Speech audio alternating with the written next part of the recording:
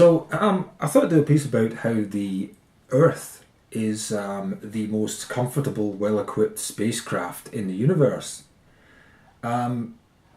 We think of the Earth as being a solid big thing. In a way, it is our little universe because very few of us ever escape it. If escape is the right word. Being an astronaut is like breaking out of paradise. People talk about paradise on Earth. I hate to break it to you, but to me, the Earth is a paradise. I mean, there are some parts of it that are really inhospitable.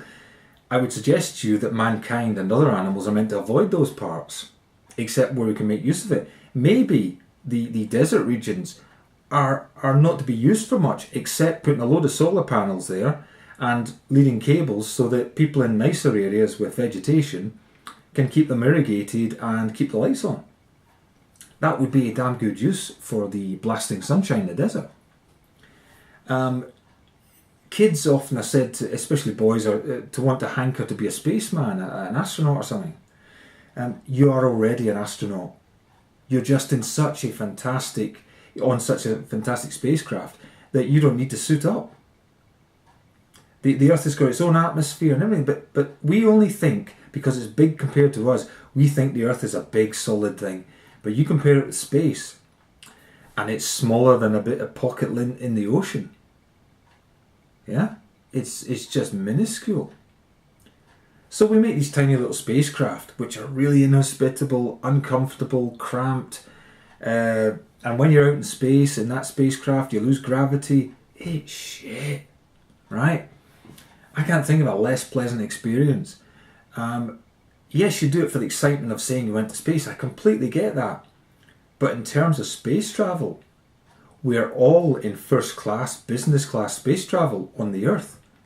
We're whipping round at thousands of miles an hour. We're already in space. We just have the most fantastic space vehicle for doing it. And the only thing wrong with our space vehicle is that people are cutting holes in it and trying to wreck it, damaging the environment, drilling holes through the Earth's crust and extracting oil that insulates the inner core of the Earth, and instead we're putting cooling water in there. That's what you do in the North Sea. You take the warm oil out that keeps the Earth's core hot, and we put freezing cold North Sea water in instead. Anyone that thinks that that's perfectly safe and without risk needs to think again. And it's only in the last century or two that mankind's gone absolutely nuts and has been able to destroy the planet at an ever-increasing rate. So might I suggest that we pause for a moment, realise we are on a spacecraft, the best spacecraft ever, and just rein our excitement back a bit about not exploring. By all means, send spacecraft out and satellites and stuff to explore space, but please realise we're already on a spacecraft. It's just a fantastic one. So can please, people in charge, stop digging holes in it and stop smashing things into the moon to do some little experiment. Everything's really important. The moon keeps the tides moving. The tides moving keeps the water oxygenated.